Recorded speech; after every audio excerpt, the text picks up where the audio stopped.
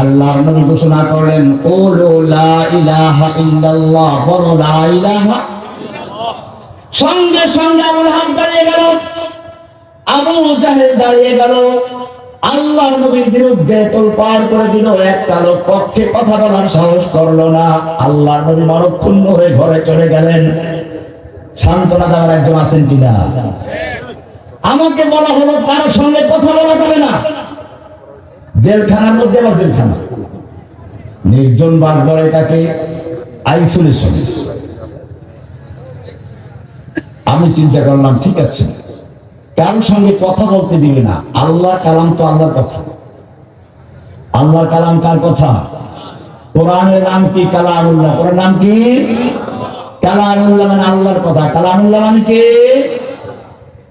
আমি চিন্তা করলাম তোরা মানুষের সঙ্গে কথা বলতে দিবি না, কিন্তু আমি সরাসরি আল্লাহর সঙ্গে তো কথা বলতে পারবো। একটা কোরআন নিয়ে আসো।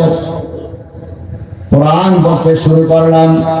আল্লাহ রাব্বুল আলামিন জেলখানার সমস্ত কষ্ট ক্লান্ত ভুলিয়ে দিয়ে এমন এক প্রশান্তি নাযিল করলেন, কোরআনটা পর্যন্ত হেফজ হয়ে গেল। সুবহানাল্লাহ। قد جاءكم من الله نور وكتاب مبين। আল্লাহর পক্ষ থেকে কোরআন রাখেন না, কোরআন রাখেন না। কোরআন না থাকলে মাধ্যমে তো কি জানবে? কোরআন তো আসে। قد جاءكم من الله نور وكتاب مبين। কি ছিল লা ইলাহার মধ্যে? এক মুহূর্ত আগে যার কথা শোনার জন্য পাগল, এক মুহূর্ত পরে তার বিরুদ্ধে চলে গেল। কেউ সান্ত্বনা দেওয়ার নেই। আসমান থেকে সান্ত্বনা নাযিল হয়ে গেল। তাব্বাত ইয়াদা আবি লাহাব ওয়া তাব্বা মা আগনা আনহু মালুহু ওয়া মা কাসাব সায়াসলা নারান যাতা লাহাব ওয়া ইমরাতুহু হাম্মালাতাল হাতাব ফি জিদিহা হাবলুম মিন মাসাদ। কি সুন্দর কথা! আল্লাহ বলেন আবু লাহাবের গর্ব ছিল, তার অনেক সন্তান ছিল, অনেক সম্পদ ছিল। আল্লাহ রাব্বুল আলামিন বললেন যে হাত উঁচু করে নবীর সঙ্গে বেয়াদবি করেছে, ওই হাত আল্লাহ ধ্বংস করে দিবেন। ওকে নিজেকেও ধ্বংস করে দিবেন। ওর সন্তান সম্পদ কোনো কাজে আসবে না। এসেছিল পরিণাম জানেন কি হয়েছিল? আবু লাহাব কোনো যুদ্ধে মরে না। যুদ্ধে মরলে তো দেখবে না কিছু। আল্লাহ রাব্বুল আলামিন ওর শরীরে তারা পেলে দৌড় দিলেন। পেলে দেখেন না করোনা হইলে পর কি হয়েছে? করোনা তো পেলেকে ধারে কাছে না। করোনা হওয়ার পরে বাপকে ভুলে গেছে, ভুলে রেখে চলে গেছে। বিভিন্ন ইসলামিক সংগঠন গিয়ে তাদেরকে দাফন করে, দাফন করার লোক পাওয়া যায় না। এই যদি করোনার অবস্থা হয়, পেলের রোগটা হচ্ছে ভিতর থেকে ফোড়ার মতো হয়ে বস্তু পচে পচে পড়ে যায়, এবং এটা এত ছোঁয়াচে রোগ যে তার এলাকার যদি কেউ থাকে তার মধ্যে তাকে সংক্রমণ করে। এই কারণে আবু লাহাবের আশপাশে ছেলেরা পালিয়ে গেল, স্ত্রী পালিয়ে গেল, সব পালিয়ে গেল। না খেয়ে ধুকে ধুকে মরতে শুরু করলো, মরে থাকলো। এইবারে পচা দুর্গন্ধ ছড়িয়ে পড়লো। মক্কার লোকেরা বললো তার সন্তানদেরকে তোর বাবার কারণে দুর্গন্ধে মক্কায় জীবন রূপ জীবন ছড়াচ্ছে, আকাশে বাতাসে দুর্গন্ধ ছড়াচ্ছে, তাড়াতাড়ি একটা ব্যবস্থা কর। শেষ পর্যন্ত কি করলো? দূরে একটা গর্ত করলো। গর্ত করে লম্বা বাঁশ দিয়ে খোঁচাইয়ে খোঁচাইয়ে নিয়ে গর্তে ফেলাইলো। এরপরে দূরের থেকে পাথর ছুঁড়ে ছুঁড়ে কবরটা দিয়ে দিল। তাব্বাত ইয়াদা আবি লাহাব ওয়া তাব্বা মা আগনা আনহু মালুহু ওয়া মা কাসাব। তার সন্তান এবং সম্পদ কোনো কাজে আসে নাই। অমুসলিম জাতি, তোমাদেরকে এখন বুঝতে হবে এই কালেমায় কি ছিল, লা ইলাহা ইল্লাল্লাহর মধ্যে কি ছিল। কেন এত খেপে গেল? ভালো করে বুঝো মুসলমান। আজকে মুসলমান লা ইলাহার অর্থ জানে না, তোতা পাখির মতো পড়ে আর করে মুসলমান। দুই সাক্ষী না দিলে আযান হয় না, দুই সাক্ষী না দিলে কামত হয় না, দুই সাক্ষী না দিলে খুতবা হয় না, জুমার খুতবা, ঈদের খুতবা, বিয়ার খুতবা কিচ্ছু হয় না। দুই সাক্ষী না দিলে মুসলমান হওয়া যায় না। সেই দুই সাক্ষী হচ্ছে আশহাদু আল্লা ইলাহা ওয়া আশহাদু আন্না। দেখেন না সব আযানের কামতে আশহাদু আল্লা ইলাহা ইল্লাল্লাহ আশহাদু আন্না মুহাম্মাদার রাসূলুল্লাহ। দুই সাক্ষী না দিলে চলে না। কি আছে সাক্ষীর মধ্যে? সাক্ষী না বুঝলে চলবে? আপনি আদালতে গেছেন, জজ সাহেব জিজ্ঞেস করেন তুমি কে? আমি এই মামলার সাক্ষী। আচ্ছা বলো কে খুন করেছে? জানি না। কাকে করেছে? জানি না। কখন করবো? জানি না। আদালত কি করবে? পাল্টা কথা। দুনিয়ার আদালতে না বুঝে সাক্ষী দিলে চলে না। আল্লাহর আদালতে সাক্ষী দিচ্ছেন আশহাদু আল্লা ইলাহা ইল্লাল্লাহ। আপনি কিছুই বুঝলেন না, ভালো করে শোনো। লা ইলাহা ইল্লাল্লাহ দুইটা পার্ট, দুইটা অংশ। লা মানে নেই, ইলাহা মানে কোনো মাবুদ। লা ইলাহা কোনো মাবুদ নেই, কোন আনুগত্য পাওয়ার উপযুক্ত কেউ নেই, ইবাদত পাওয়ার উপযুক্ত নেই, সিজদা পাওয়ার উপযুক্ত নেই, সন্তান দেওয়ার মালিক নেই, নেই নেই কিছুই নেই। পুরাতন বিল্ডিং এ রং করতে গেলে আগে মানুষ কি করে? পুরাতন রংটা ঘষে মেজে ধুয়ে মুছে পরিষ্কার করে এরপরে নতুন রং করে, ঠিক কিনা? কারণটা কি? পুরাতন রঙের উপর রং করলে পুরাতন দেওয়া যাবে, নতুন দেওয়া। এই জন্য প্রথমে পুরাতন রংটা ঘষে মেজে ধুয়ে মুছে পরিষ্কার করে তারপরে নতুন রং করে। ঠিক তেমনি ভাবে লা ইলাহা হচ্ছে নেই কোনো মাবুদ, নেই কোনো আনুগত্য পাওয়ার উপযুক্ত, নেই কোনো বৎস, নেই কোনো আইনদাতা বিধানদাতা। ব্যক্তি জীবনে, পারিবারিক জীবনে, সামাজিক জীবনে, রাষ্ট্রীয় জীবনে, আন্তর্জাতিক জীবনে, ব্যাংকে, আদালতে কারো কোনো হুকুম চলবে না। কেউ সন্তান দেওয়ার অধিকার রাখে না, কেউ মকসদ পূরণ করার অধিকার রাখে না, কেউ হেদায়েত দেওয়ার মালিক নাই, সব কিছু একচ্ছত্র মালিক নাই নাই নাই। এরপরে খালি করে বলতেছেন ইল্লাল্লাহ, একজন আছেন সে কে? আল্লাহ। এইটার নাম তাওহীদ। এটার নাম কি? এর নাম কি? তাওহীদ কি আমানত सीनों में है हमारे, आसान ही मिटाना, आसान ही मिटाना नामो निशान हमारा। सब गुरीज़ा हो गया फिर जलवाए खुर्शीद से, যেমন মামুর হোগা নগমায়ে তাওহীদ সে। এই তাওহীদ যদি মুসলিমদের মধ্যে থাকতো, তাওহীদের মোকাবেলা দুনিয়ার কোনো শক্তি করতে পারে না। পাহাড়ের সঙ্গে মাথা দিয়ে ধর্ষণ করলে পাহাড় ভাঙে না, মাথা ভেঙে চূর্ণ বিচূর্ণ হয়ে যায়। যুগে যুগে যারা তাওহীদের মোকাবেলা করতে এসেছে তারা ধ্বংস হয়েছে, ইসলাম জিন্দা রয়েছে। তাওহীদ কি আমানত सीनों में है हमारे, आसान ही मिटाना नामो निशान हमारा। এই তাওহীদ যদি না থাকে সব জিরো, সব কি? একজনে একটা শূন্য লাগছে, কোনো মূল্য আছে? আর এক শূন্য কোনো মূল্য আছে? আর এক শূন্য কোনো মূল্য আছে? এইখান থেকে যেটার নাম কি জানো? সুজানগর থেকে শুরু করে ঢাকা পর্যন্ত যে শূন্য লেখের কোনো মূল্য আছে? কিন্তু এবার একটা এক লেখেন, এক একের পরে একটা শূন্য লাগান কত হবে? আর এক শূন্য, আর এক শূন্য, আর এক শূন্য। এইবার আপনি যত শূন্য যোগ করবেন অত একের মূল্য বাড়তে থাকবে। ঠিক এমনি ভাবে মুসলমান যতক্ষণ পর্যন্ত তোমার লা ইলাহা ইল্লাল্লাহ ক্লিয়ার হয় নাই, ততক্ষণ পর্যন্ত তুমি যত তাসবিহ তাহলিল ইবাদত করার কোনো মূল্য নাই। তাওহীদ যদি ক্লিয়ার থাকে, লা ইলাহা ইল্লাল্লাহ বুঝে শুনে করো, বিশ্বাস করো, তাহলে তুমি যা করবে সেগুলো সুন্দর মতো মূল্য বাড়তে থাকবে। এক লোক রাস্তা থেকে একটা মেয়ের ধরে আনছে। কি করছে? মেয়ের ধরে নিয়ে আসছে, বিয়ে করে নিয়ে। এই মেয়ে লোকটাকে উযু করায়, গোসল করায়, তাসবিহ করায়, তাহলিল করায়, তাহাজ্জুদ করায়, কোরআন পড়ায়, হজ করায়, উমরা করায়, সব করায়, একেবারে কঠোর শরীয়ত নিয়ে ইবাদত করে, কিন্তু বিয়ে করে না। কি করে নাই? কিন্তু কি করে নাই? বিয়ে করে নাই। এই শরীয়ত মানার কোনো অর্থ আছে? আগে কি করতে হবে? ঠিক তেমনি ভাবে ও মুসলিম জাতি, তোমার সালাত, সিয়াম, হজ, যাকাত, তাসবিহ, তাহলিল, জিকির, আজকার সবগুলো বিফল হবে, সব বেকার যাবে যদি তোমার কি না থাকে, লা ইলাহা ইল্লাল্লাহ ক্লিয়ার না থাকে। লা ইলাহা মানে হলো খালি করা। লা ইলাহা মানে কি? খালি করা, পরিষ্কার করা। ইল্লাল্লাহ মানে নতুন রং করা, পূরণ করা। লা ইলাহা মানে হচ্ছে বর্জন করা। লা ইলাহা মানে কি?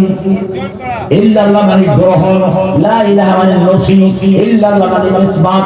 সব গায়রুল্লাহকে উৎখাত করে দিয়ে শুধু একজনকে গ্রহণ করা নাম হচ্ছে তাওহীদের। নাম কি? লা ইলাহা। যত গায়রুল্লাহ সব বাতিল হয়ে গেছে। তেগেলাদার বদলে গায়রে হাত বোরান, লার কবর দিয়ে সব গায়রুল্লাহ গর্দান কেটে দাও। এভাবে খাজা বাবা গায়রুল্লাহ, গাজা বাবা গায়রুল্লাহ, লেঙ্কা বাবা গায়রুল্লাহ, দরগা বাবা গায়রুল্লাহ, দুর্গা বাবা গায়রুল্লাহ, তুমি আমি গায়রুল্লাহ, মূর্তি ফুর্তি গায়রুল্লাহ, বাজার দরগা গায়রুল্লাহ, নবী রাসূল গায়রুল্লাহ, বাকি থাকবে এক আল্লাহ।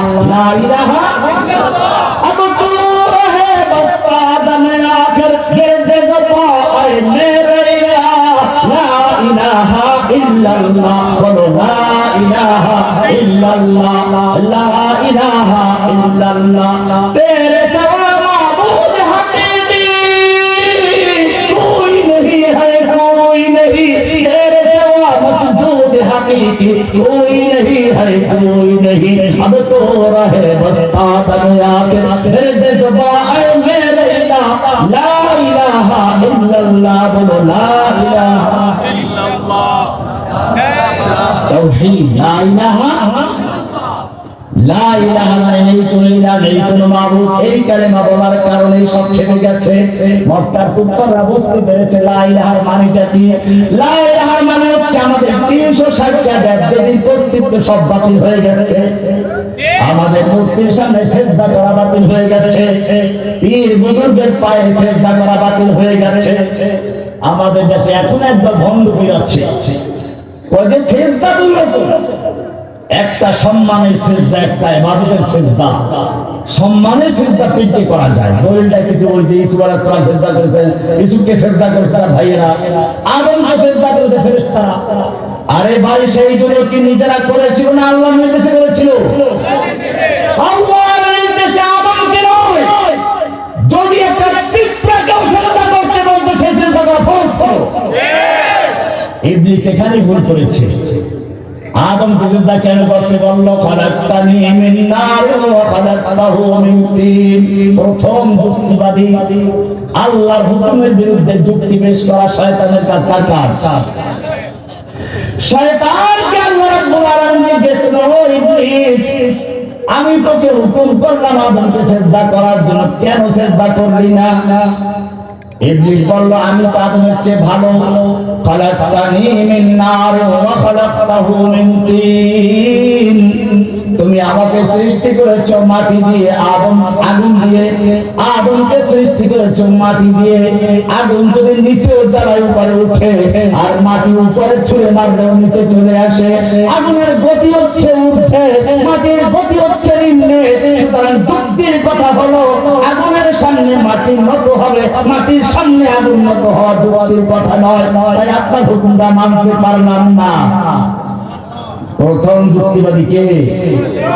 আল্লাহর হুকুমের বিরুদ্ধে যারা যুক্তি পেশ করে, সে নকল হোক আর হাসিনা হোক আর কাল্লাকারে হোক, তারা আর যাই হোক, তাহাজ্জুদ করুক, কোরআন করুক, পর্দা করুক, তারা আর যাই হোক, ইবলিস হতে পারে, শয়তান হতে পারে, মুশরিক হতে পারে না। আলেম ওলামাদেরকে জেল দিয়ে, কোরআনের মুফাসসিরদেরকে কারাবন্দী করে তাহাজ্জুদের গল্প, যুগে যুগে আবু জাহলরা এটা আবার মনে করেছে। লা ইলাহা ইল্লাল্লাহ হুকুম চলবে কার? শুধু কি মসজিদে, না ব্যাংকেও, না আদালতেও, সংসদে কার হুকুম চলবে? বড় ভবনে কার হুকুম চলবে? قل إن صلاتي ونسكي ومحياي ومماتي لله رب العالمين। বলো, আমার সালাত, আমার কোরবানি, আমার ত্যাগ, আমার জীবন, আমার মরণ সব তার জন্য। লিল্লাহি রাব্বিল আলামিন, এক মহান রবের জন্য, যিনি গোটা জগৎ সমূহের রব। আল্লাহর জন্য। কার জন্য? আমি আমার স্ত্রীকে ভালোবাসবো কার জন্য? কেন? আল্লাহর নাম নিয়ে বিয়ে করেছি, আল্লাহকে সাক্ষী রেখে বিয়ে করেছি। আমি আমার সন্তানকে ভালোবাসবো কার জন্য? আমি আমার মা বাপকে ভালোবাসবো কার জন্য? ও যুবকরা, ভালো করে বুঝে দেখো, মা বাপ বুড়া হয়ে গেলে দোয়া করায় হুজুরদেরকে নিয়ে। হুজুর খতমে কাজে গান করেন, খতমে পরে হায়াত থাকলে আল্লাহ মাথায় দেয় দিল, আর হায়াত মাথায় যদি আল্লাহ নিয়ে দেয় মানুষের। কি সুন্দর দোয়া! আল্লাহকে দোয়া করতে বলেছেন। মা বাবার খেদমত করাকে আল্লাহ কত গুরুত্ব দিয়েছেন শুনুন। কোরআন বলছে, ওয়া কাযা রাব্বুকা আল্লা তা'বুদু ইল্লা ইয়্যাহ। আল্লাহ রাব্বুল আলামিন বিচার করে দিয়েছেন, ফয়সালা করে দিয়েছেন, সিদ্ধান্ত দিয়েছেন। ওয়া কাযা রাব্বুকা, তোমার রব ঘোষণা করে দিয়েছেন, আল্লাহ তা'বুদু ইল্লা ইয়্যাহ, এক আল্লাহর ইবাদত করবে, এছাড়া কারো ইবাদত করবে না। প্রথম কাজ এটা। এরপরেই সঙ্গে সঙ্গে বলেছেন, ওয়াবিল ওয়ালিদাইনি ইহসানা, খবরদার পিতা মাতার সঙ্গে সৌজন্যমূলক আচরণ করো, ভালো ব্যবহার করো। কে বলেছেন? এ পর্যন্ত বলি, ক্ষান্ত করেন নাই। ইম্মা ইয়াবলুগান্না ইনদাকাল কিবারা আহাদুহুমা আও কিলাহুমা, যদি তোমার পিতা মাতা উভয়জন বা কোন একজন যদি তোমার কাছে বৃদ্ধ অবস্থায় উপনীত হয়, বার্ধক্য উপনীত হয়, চলাফেরা করতে পারে না, কথা বললে বুঝে না, খাওয়া দাওয়া ভুলে যায়, বারবার খেতে চায় বাচ্চার মতো। ও আজকের যুবক, তুমি জেনে রাখো, তুমি যখন শিশু ছিলে তখন তুমি তোমার আব্বার হাত ধরে বাজারে গিয়েছো, সেকেন্ডে 10 বার জিজ্ঞেস করে, আব্বু এটা কি, ওটা কি, ওটা কি। আব্বু উত্তর দিচ্ছেন, একেবারে উত্তর দিয়ে যাচ্ছেন, কোনো বিরক্তি নেই। এই বাবা যখন বুড়ো হয়ে গেছে, অসহায় হয়ে গেছেন, এখন বাবা তোমার হাত ধরে একটু মাঠে গেছে, জিজ্ঞেস, বাবা এটা কি, ওটা কি। একটা দুইটা উত্তর দিয়ে বলে, এত উত্তর দিতে পারবো না, তুমি কি পাগল হয়ে যাচ্ছে? বিরক্ত হয়ে যায়। আল্লাহ কি সুন্দর করে বুঝেছেন, বলতেছেন কি শুনেন, ইম্মা ইয়াবলুগান্না ইনদাকাল কিবারা আহাদুহুমা আও কিলাহুমা ফালা তাকুল লাহুমা উফ, যদি তোমার পিতা মাতা উভয়জন বা কোনো একজন তোমার কাছে বৃদ্ধ অবস্থায় উপনীত হয়, তাহলে বিরক্ত হইয়া বৃদ্ধ আশ্রমে পাঠাই দাও নাকি? খতমে খাজে গান করে মরার জন্য। ফালা তাকুল লাহুমা উফ ওয়ালা তানহারহুমা, তাদের কোনো আচরণে বিরুদ্ধে উফ বলো না। ওয়ালা তানহারহুমা, ধমক দিয়ে কথা বলো না। ওয়াকুল লাহুমা কওলান কারীমা, তাদের সঙ্গে নম্রভাবে কথা বলো, ভালোভাবে ব্যবহার করো।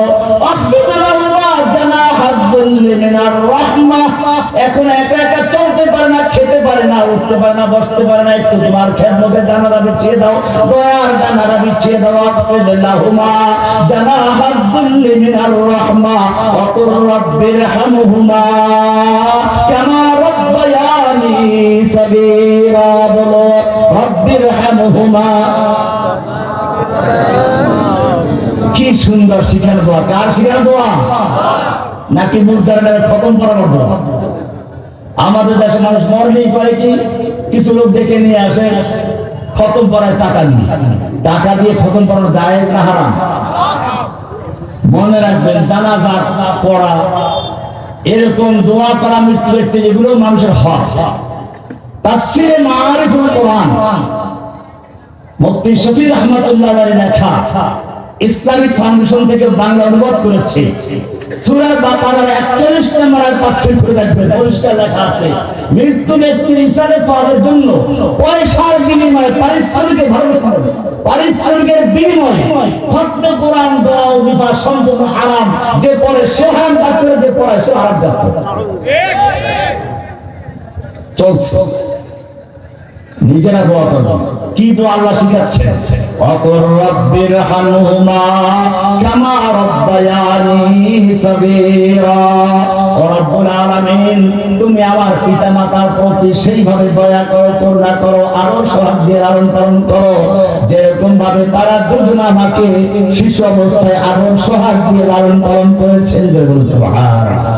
কে শিখিয়েছেন? নাকি বৃদ্ধাশ্রম পাঠাবেন? নাকি খতম পড়াবেন তাড়াতাড়ি মরার জন্য?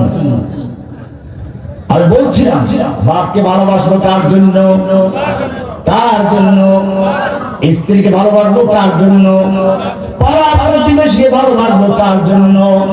قل إن صلاتي ونسكي ومحياي ومماتي لله رب العالمين।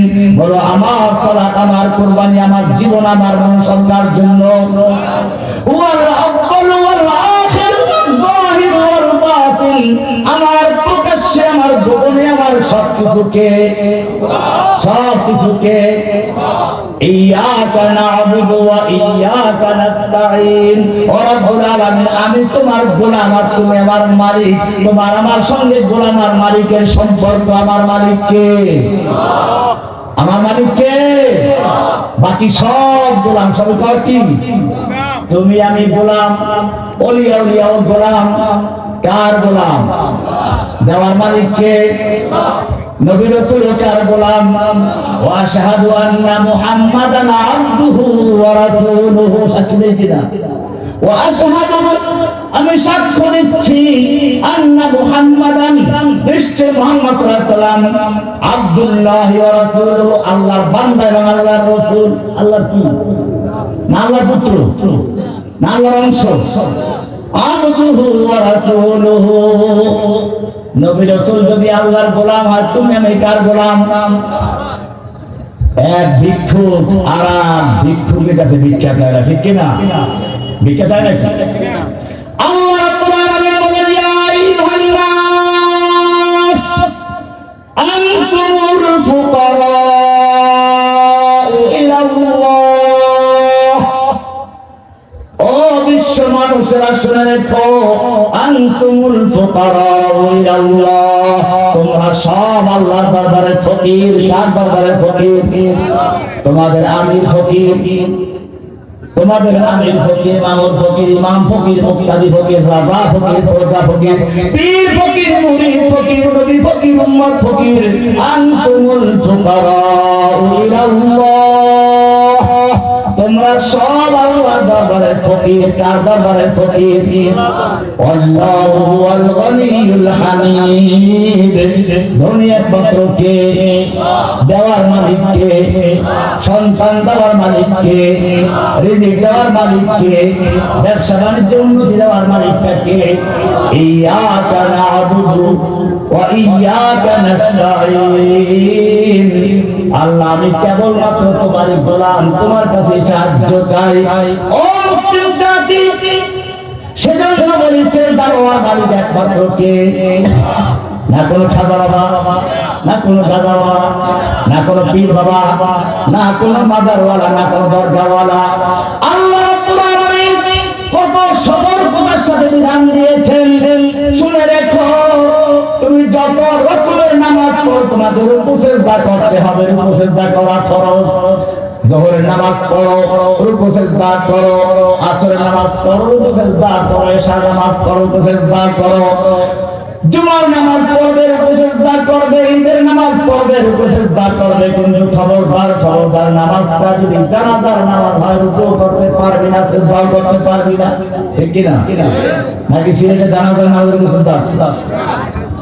জানাজার নামাজ যত বড় ওলি আল্লাহ হোক না কেন, রুকু সিজদা করা যাবে না। অন্য সব নামাজের রুকু সিজদা করা ফরজ, কিন্তু জানাজার নামাজে তুই রুকু করতে পারবি না, সিজদা করতে পারবি না। কারণটা কি? কারণটা আর কিছুই না। জানাজার সামনে একটা লাশ আছে, লাশ গায়রুল্লাহ আছে। এই সময় যদি রুকু সিজদা করা হয়, ওই ভণ্ড মাজারওয়ালা, ভণ্ড দরগাওয়ালা বলবে কি, এই তো বুজুর্গকে সম্মানে সিজদা করা হয়েছে। এইরকম বিভ্রান্ত ভাবে ধোঁকা দিবে। আল্লাহ রাব্বুল আলামিন সেজন্য শরীয়তটাকে এমন সুন্দরভাবে পরিষ্কার করে দিয়েছেন। আল্লাহ আল্লাহর নিজের পাওনার উপসেজদা পর্যন্ত জানাজার থেকে বাতিল করে দিয়েছেন, যাতে কোনো খাজা বাবা, গাদা বাবা, পীর বাবা, ভণ্ড বাবা এইরকম কোনো বিভ্রান্তি সৃষ্টি করতে না পারে। সেজন্য জানাজার নামাজের উপসেজদা করা নিষেধ করা হয়েছে। কি সুন্দর সময় ছিল জানাজার সময় উপসেজদা করা। লাশটা একেবারে সামনে, এই লাশটা তোমার সামনে থেকে কবরে চলে গেল, মাঝখানে হোকলা আসলো, বাঁশ আসলো, 2.5 মণ মাটি আসলো। এরপরে তোমাকে কোন বিবেক অনুমোদন করলো সিজদা করার জন্য? কবরে সিজদা করা যায় না, হারাম। কবরে চাদর দেওয়া যায় না, হারাম। কবরে পয়সা দেওয়া যায় না, হারাম। আল্লাহ নবী পরিষ্কার নিষেধ করে দিয়েছেন, লাআনাল্লাহুল ইয়াহুদা ওয়ান নাসারা ইত্তাখাযু কুবুর আনবিয়াইহিম ওয়া সালিহিহিম মাসাজিদ।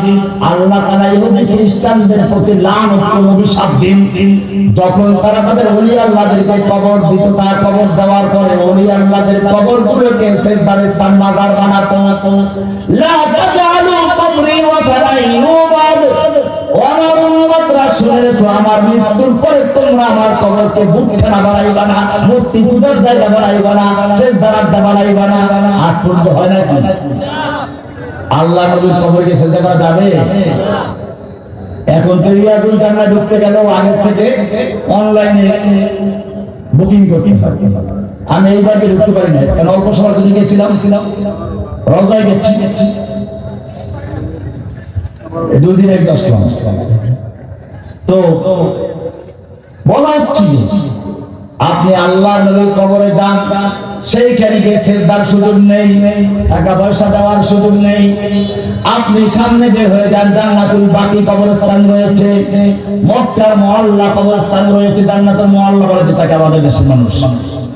ওই মক্কার কবরস্থানে আল্লাহর নবীর প্রিয়তমা স্ত্রী, প্রথম মুমিনদের একজন হযরতে খাদিজা রাদিয়াল্লাহু তাআলা আনহা শুয়ে আছেন। তার কবরে কোনো চাদর আছে কিনা?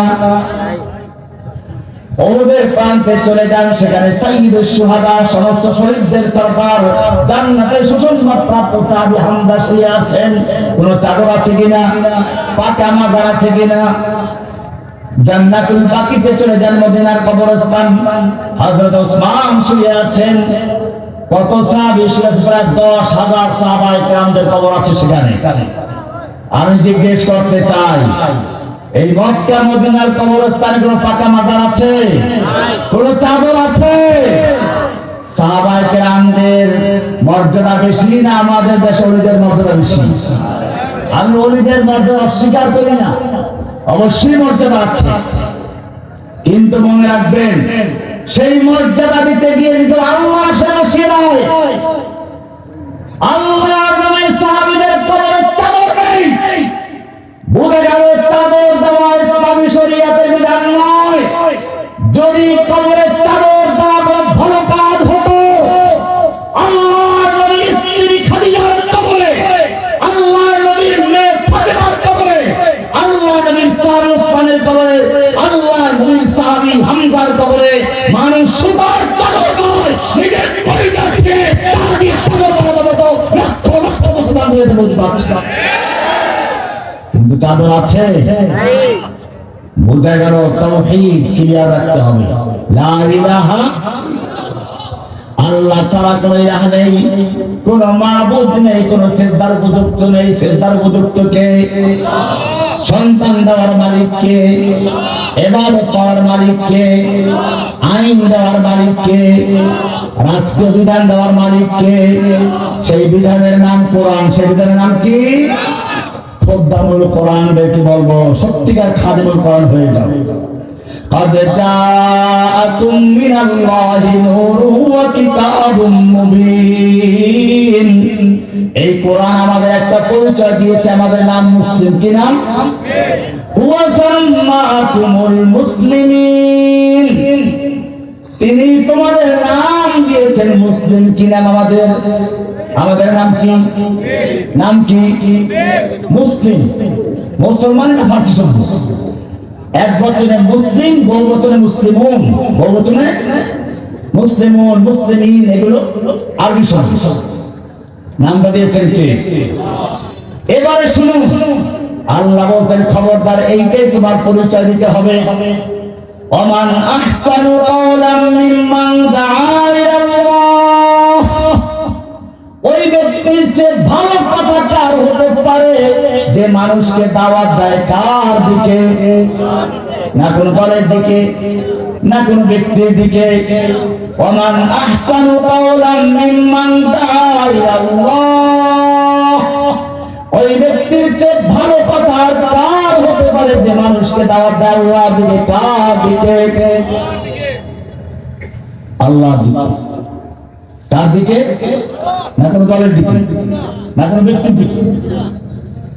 খেয়াল রাখতে হবে, ব্যক্তি এবং দল ক্ষণস্থায়ী। কি বললাম? আমি আমার জেলখানার যে সেলটা থাকতাম ওখানে লিখে রাখছিলাম, ব্যক্তি ও দল ক্ষণস্থায়ী, ইসলাম চিরস্থায়ী। তুমি যদি নিজেকে উৎসর্গ করো তাহলে ইসলামের জন্যই করো, কোন ব্যক্তি বা দলের জন্য নয়। আবার ব্যক্তি ও দল ক্ষণস্থায়ী, বলো ইসলাম চিরস্থায়ী। তুমি যদি নিজেকে উৎসর্গ করতে চাও তবে ইসলামের জন্যই করো, কোনো ব্যক্তি বা দলের জন্য নয়। ওমান আহসানু কাওলাম মিম্মান দাআ ইলাল্লাহি ওয়া আমিলা সালিহা, যে আল্লাহর দিকে মানুষকে আহ্বান করে, খালি আহ্বান করলেই চলবে না। ওয়া আমিলা সালিহা, নিজেও নেক আমল করতে হবে। নেক আমল, এখানে একবার ফকির বের হয়ে গেছে, ইবাদত করতে করতে আল্লাহর ওলি হয়ে গেলে ইবাদত লাগে না।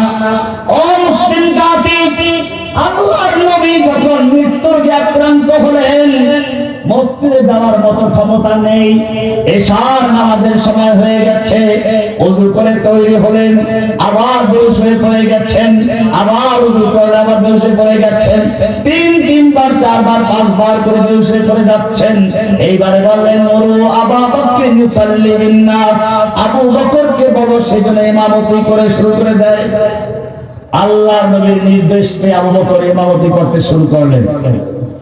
এবারে আল্লাহ ওযু করে একটু শিখতে হলেন, দুজন সাহাবীর কাঁধে ভর দিয়ে মসজিদে যাচ্ছেন। বুখারী খুলে পড়ুন, ওয়ারিজলাহু তাহুত্তানি বিল আরদে, আল্লাহর নবী দুজন সাহাবীর কাঁধে ভর দিয়ে মসজিদে যাচ্ছেন।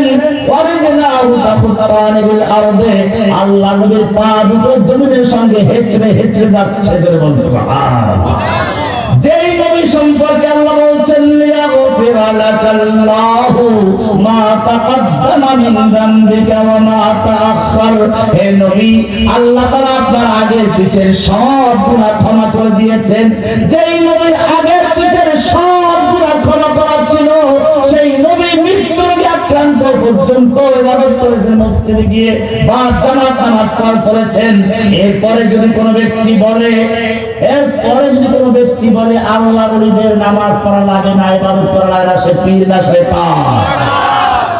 কারে শয়তান নিগুনি নামতলি, কারে শয়তান নিগুনি নামতলি, দর আলী নস্তলানত বর আলী তাসুর রাসূলা আনতা তুযহির হুব্বাহু হাদা লাউমরি ফিল ফিআল বদিউ লাউ কানা হুব্বুকা সাদিকান লা তাতাহু ইন্নাল মুহিব্বা লিমান ইউহিব্বু মুতিউ। তুমি রাসূলের অবাধ্য দাবি করে আশিক রাসূল। একটা সিনেমার নায়ককে ভালোবাসে, সে সিনেমা সেই নায়কের পোশাক কেমন, তার চুলের কাটিং কেমন অনুসরণ করে কিনা? আর তুমি রাসূলের আশিক দাবি করো, তোমার কাছে রাসূলের দাড়ি ভালো লাগে না, লেবাস পোশাক ভালো লাগে না, টুপিটা ভালো লাগে না। মনে রাখতে হবে ওয়ামিলা সালিহান, নিজে নেক আমল করে, ওয়াকালা ইন্নানি মিনাল মুসলিমিন, এবং সে নিজের পরিচয় দেয়, ঘোষণা করে আমি একজন মুসলিম। আমি একজন কি? আমাদের পরিচয় কি? পরিচয়টা কি? মুসলিম। পরিচয় কি? এবার এই পরিচয় নিয়ে বক্তব্য বলা হয়েছে, কোরআন পরিষ্কার বলছে ইয়া আইয়ুহাল্লাযীনা আমানুত্তাকুল্লাহ, ইয়া আইয়ুহাল্লাযীনা আমানুত্তাকুল্লাহ ফাত্তাকুল্লাহা হাক্কা তুকাতিহি ওয়া লা তামুতুন্না ইল্লা ওয়া আনতুম মুসলিমুন। মুসলিম অবস্থায় মৃত্যুবরণ করো। আবার কবরে গেলে জিজ্ঞেস করা হবে, মা দিনটা তোমার দিন কি? ইসলাম। আছে আমাদের দিনের নাম কি?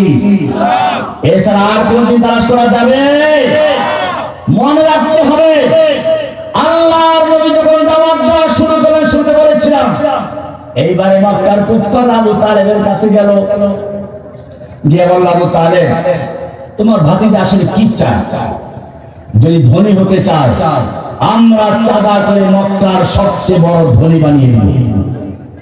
যদি সুন্দরী নারী বিয়ে করতে চায়, আমরা মক্কার সবচেয়ে সুন্দরী নারীটাকে তাকে দিয়ে দেব। যদি নেতা হতে চায়, আজকেই আমরা তাকে মক্কার নেতৃত্বের মুকুট মাথায় পরিয়ে দেব। একটা শর্ত, লা ইলাহা ইল্লাল্লাহ দাওয়াত বন্ধ করতে হবে। আল্লাহ নবীর চাচা আবু তালেব গিয়ে যখন এই কথা বললেন, আল্লাহ নবী কি বললেন? ও চাচা আবু তালেব, শুনে রেখো, তারা শুধু এই জিনিস বলো নয়, যদি আসমানের সূর্যটা আমার ডান হাতে তুলে দেয়, চন্দ্রটা বাম হাতে তুলে দেয়, মুহূর্তের জন্য আমি কালেমায়ে তাওহীদের দাওয়াতটা বন্ধ করতে পারবো না। ধরে বলুন সুবহানাল্লাহ। এইবারে আরেক চক্রান্ত শুরু হলো, ধর্ম যার যার উৎসব সভা।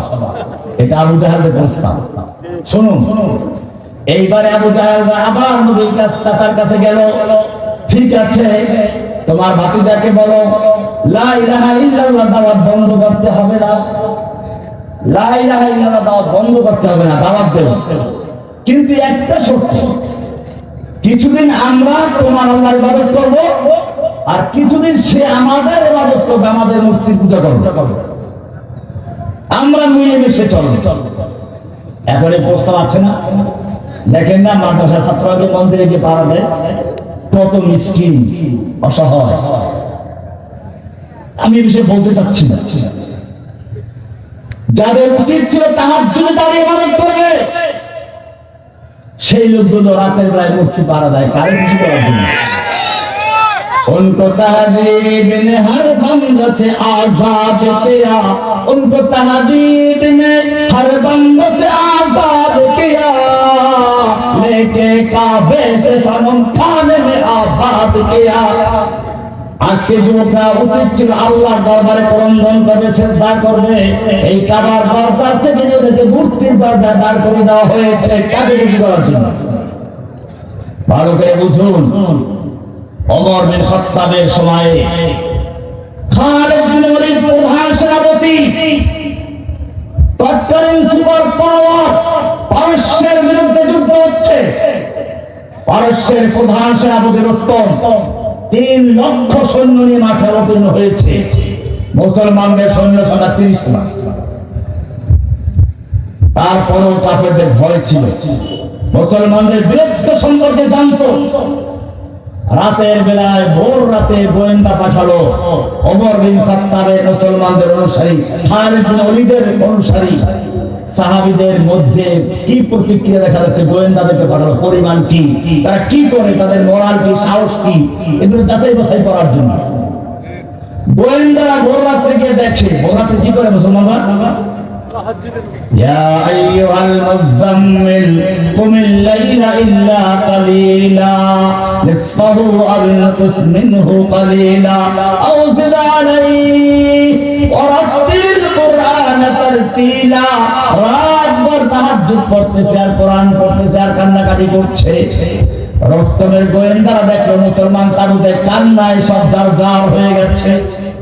রুস্তমকে গিয়ে তারা রিপোর্ট করলো, মুসলমানদের বিরুদ্ধে যুদ্ধ করার দরকার, সব ভয় পেয়ে গেছে, আমাদের ভয়তে আর ভয় তার কান্নাকাটি করে।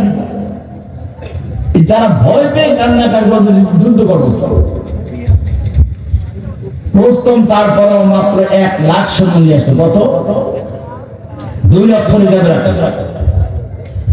কিন্তু দেখলো যে না, যেই লোকগুলো সম্পর্কে শুনেছিল এরা আমাদের ভয়তে কান্নাকাটি করছে, তারা কান্নাকাটি করছি না, এক একজন যোদ্ধা আমাদের হাজার হাজার সৈনিককে স্তূপ করে দিচ্ছে। চাঁদ যেরকম ভাবে, পূর্ণিমার চাঁদ যেরকম ভাবে কালো মেঘের ভিতরে ঢুকে যায়,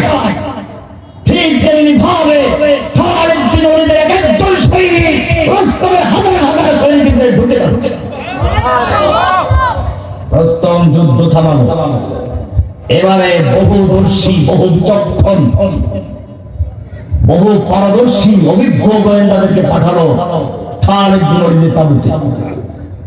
আজকে রাত্রে দেখে ঠিকই তো কান্নাকাটি করে, রিপোর্ট আগেরটা ঠিক আছে, ভুল করে না।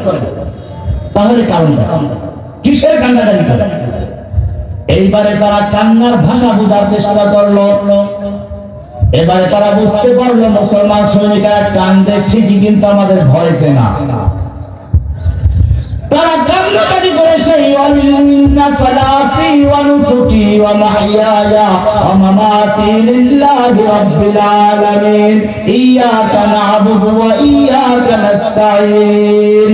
তারা কান্নাকাটি করে বলছে, রব্বুল আলামিন, আমরা তো তোমারই গোলাম, আমাদের একটা মাত্র জীবন, আমি যুদ্ধ করতে করতে যেন সেই জীবনটা তোমার রাস্তায় শহীদ করে দিতে পারি, আবার জীবিত হই, আবার শহীদ হয়ে যাই।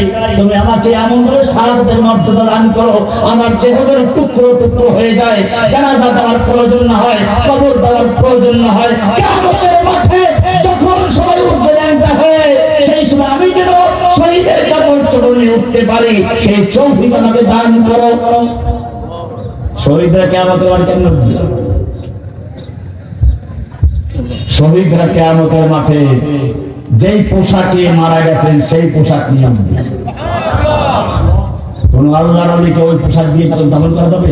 মরে যে পোশাকে নতুন পোশাক দেওয়া হয়, কিন্তু শহীদরা যে পোশাকে মারা যাবে ওই পোশাকে দাফন করা, তাহলে গোসল দেওয়া যাবে। কারণটা কি জানেন? আল্লাহ রাসূল বলেছেন, কিয়ামতের মাঠে যখন শহীদরা হাজির হবে, তাদের বক্ষগুলো তাজা হয়ে যাবে, রক্ত ঝরতে থাকবে, রক্তটা রংটা হবে রক্তের রং,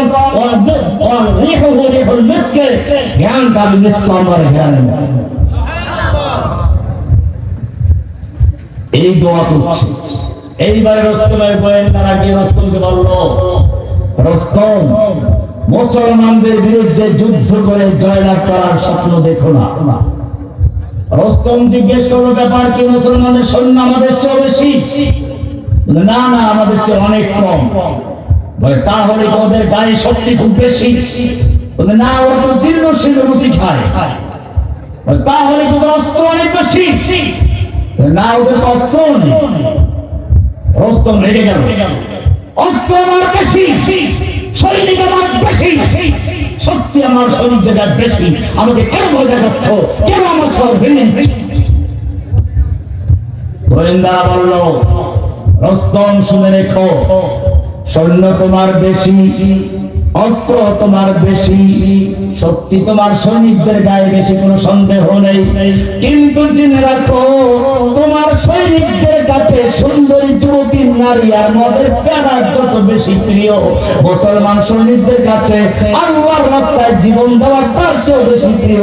সুবহানাল্লাহ।